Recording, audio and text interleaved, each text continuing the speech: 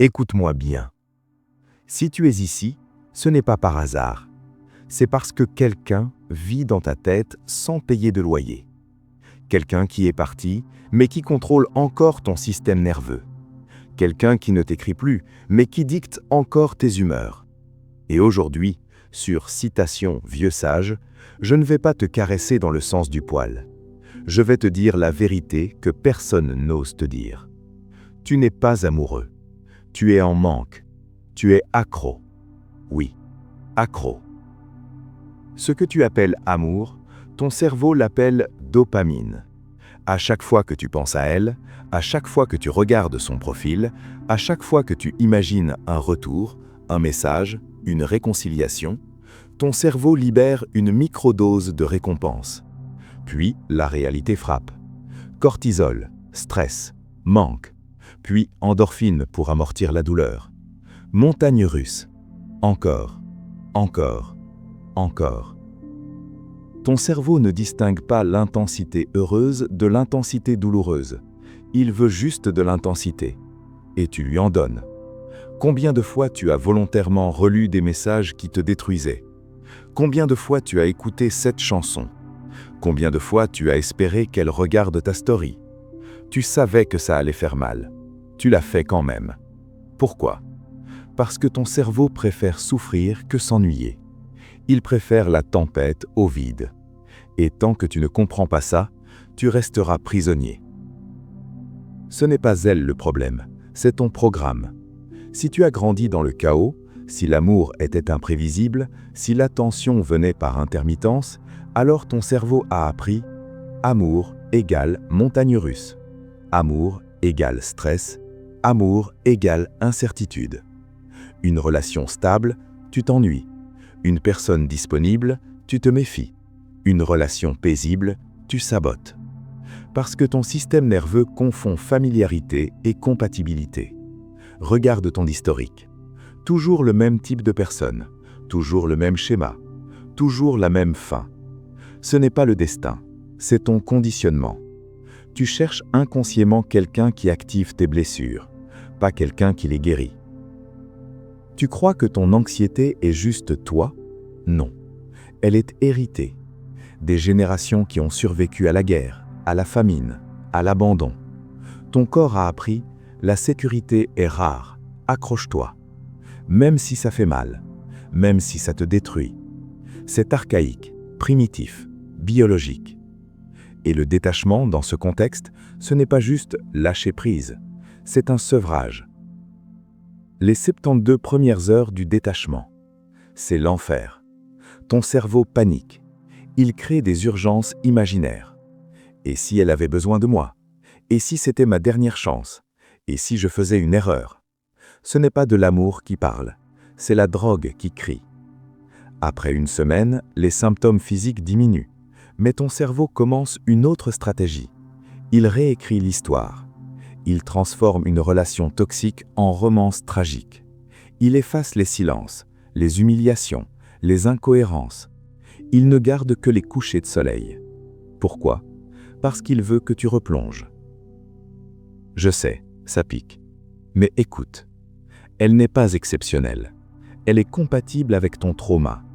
Elle appuie exactement là où ça fait mal. Son indisponibilité active ton abandon. Ton anxiété renforce sa distance. Danse parfaite. Deux systèmes nerveux blessés qui s'accrochent parce que la douleur familière semble plus sûre que la paix inconnue. Ce n'est pas magique, ce n'est pas cosmique, c'est neurobiologique. Ton ego déteste perdre. Il préfère souffrir que reconnaître « j'ai investi au mauvais endroit ». C'est l'erreur du coût irrécupérable. Plus tu as donné, plus il est difficile d'arrêter. Alors ton ego crée un mythe. On avait quelque chose d'unique. Personne ne me comprendra comme elle. Ce n'est pas la vérité. C'est ton orgueil blessé qui refuse l'humiliation. Ce qui te détruit n'est pas la rupture. C'est le futur que tu avais construit dans ta tête. Les voyages, les enfants, la version de toi que tu serais devenu. Tu pleures un hologramme. Un hologramme ne meurt jamais. Ton néocortex a compris que c'est fini. Mais ton cerveau reptilien, non. Il ne comprend pas le temps. Pour lui, la perte est actuelle. C'est pour ça que tu ressens douleur thoracique, insomnie, tremblement, crise d'angoisse. Ce n'est pas dans ta tête, c'est dans ton système nerveux. Et ça se traverse. Pas avec des affirmations positives, mais avec discipline. Un message innocent, rechute. Un regard sur son profil, rechute. Une conversation via un ami, rechute. Tu ne négocies pas avec une addiction. Tu coupes radicalement. Ton cerveau va trouver 1000 excuses, mais chaque exception prolonge ta prison. Tant que tu espères, tu es enchaîné. Peut-être qu'un jour, non. Le détachement commence quand tu acceptes. C'est fini. Même si elle revenait, ce serait encore toxique. Tuer l'espoir, c'est brutal, mais c'est la naissance de la liberté. Ce que tu vis n'est pas une malédiction, c'est une transformation, une mort de ton ancien toi. Tu as survécu aux 72 heures. Tu as résisté au manque. Tu as compris que ce n'était pas de l'amour, mais une addiction. Très bien. Maintenant commence la vraie guerre. Parce que le problème n'était pas seulement la personne. Le problème, c'était l'identité que tu as construite autour de la douleur. Regarde-toi honnêtement. Tu t'es raconté une histoire. J'aime trop, je suis trop profond.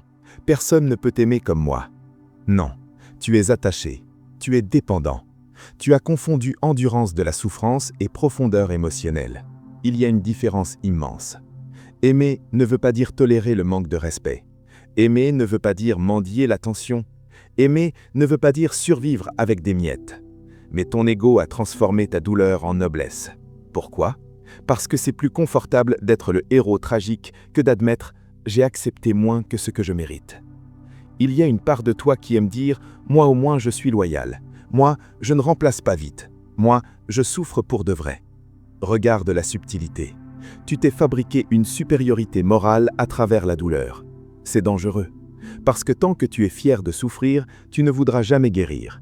Tu t'identifies à la blessure. Et si on enlève la blessure, qui es-tu ? Silence. Exactement. Tu as peur d'être seul. Ce n'est pas l'amour qui te retient, c'est la solitude. La solitude te confronte à toi-même. Sans distraction, sans validation, sans quelqu'un pour remplir le vide.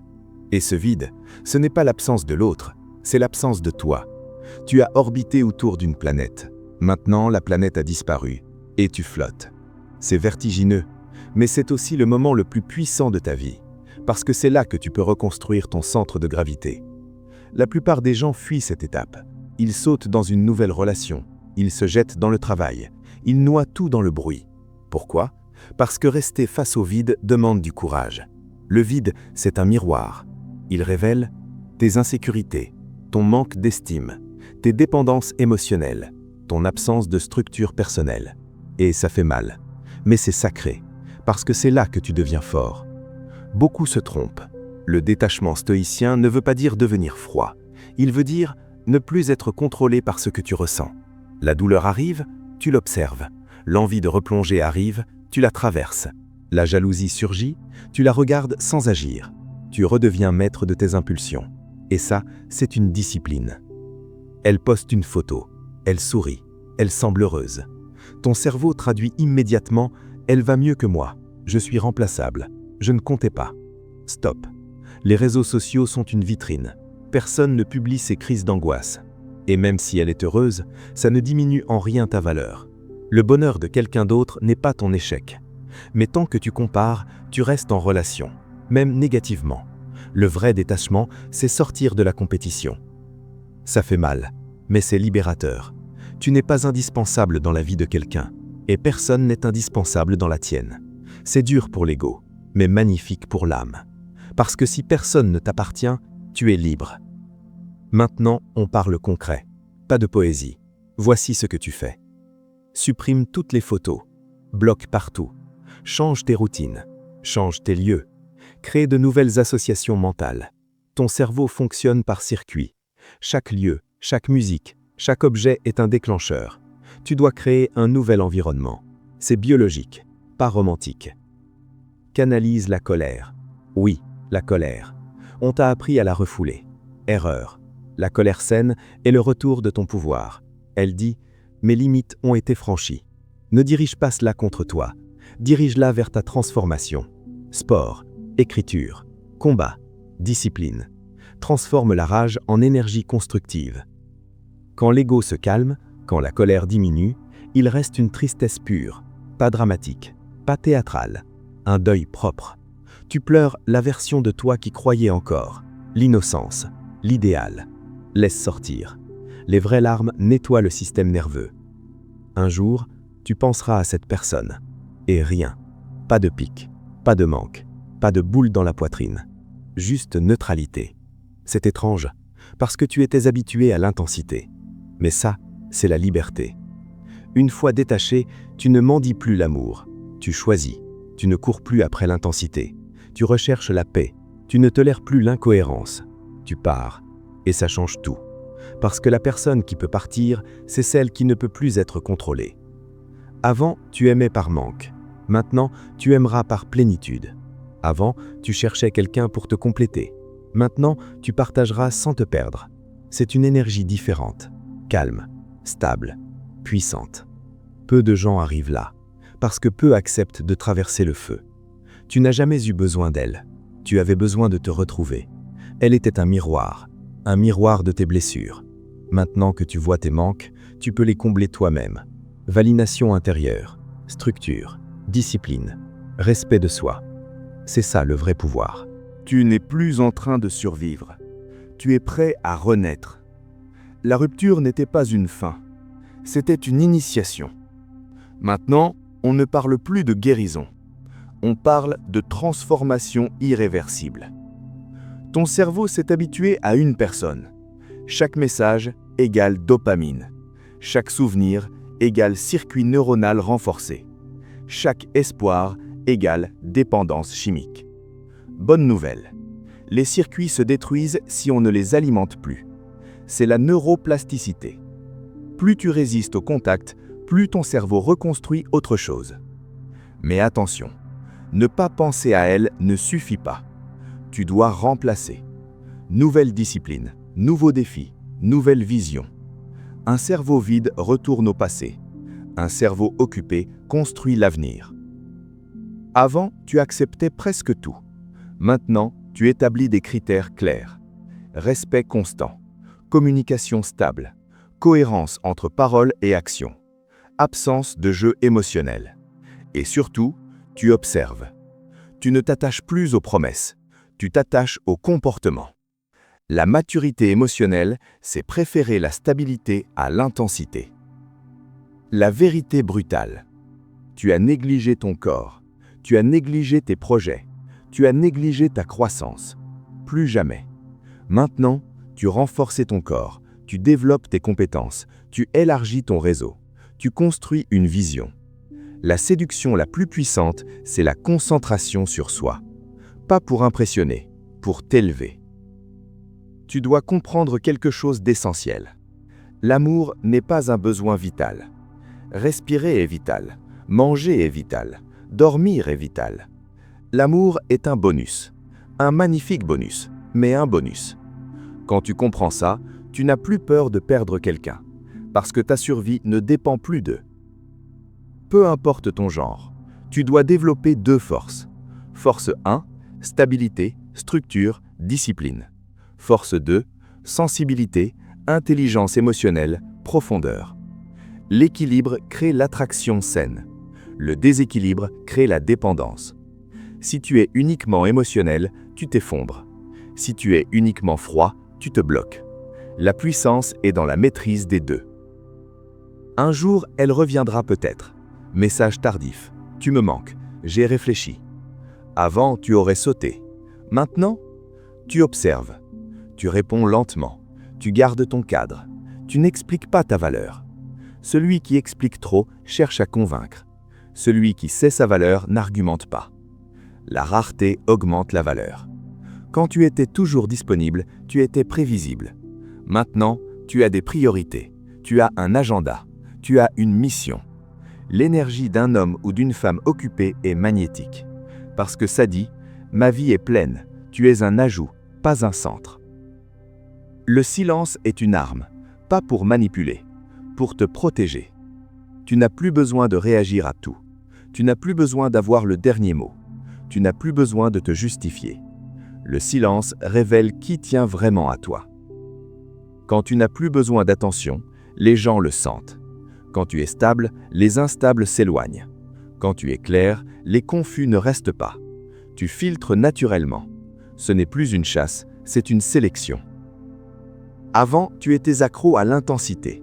Maintenant, tu deviens accro à la paix. Une relation calme, des échanges clairs, une énergie constante. Et tu te surprends à penser « Pourquoi ai-je toléré le chaos si longtemps ?» Parce que tu ne savais pas encore qui tu étais. Maintenant, tu sais. Tu as traversé le manque, la colère, le deuil, le vide, la reconstruction. Tu n'es plus la même personne. Tu es plus lent à t'attacher, plus rapide à partir, plus ferme dans tes limites. Et étrangement, plus doux. Parce que la force réelle n'est pas dure, elle est stable. La vie va tester ta transformation. Une nouvelle personne attirante, une ancienne blessure déclenchée, un moment de solitude intense. Et tu devras choisir. Ancien schéma ou nouvelle identité. Chaque choix renforce qui tu deviens. Voici le vrai objectif. Pas récupérer quelqu'un, pas prouver quelque chose, pas devenir meilleur pour impressionner, mais devenir intérieurement libre. Libre de rester, libre de partir, libre d'aimer sans te perdre. Quand ton état intérieur ne dépend plus de l'extérieur, tu es inébranlable. La phrase que tu dois retenir, répète-la. Je préfère perdre quelqu'un que me perdre moi-même. Encore. Je préfère perdre quelqu'un que me perdre moi-même. C'est ton nouveau principe. La rupture n'était pas une punition, c'était une purification. Tu as perdu une personne, mais tu as retrouvé ton axe. Et maintenant, tu n'as plus besoin que quelqu'un reste pour te sentir complet. Tu es déjà entier. Si cette série t'a transformé intérieurement, écris en commentaire « Je redeviens maître de moi ». Et rappelle-toi, le détachement n'est pas l'absence d'amour, c'est la présence totale de soi.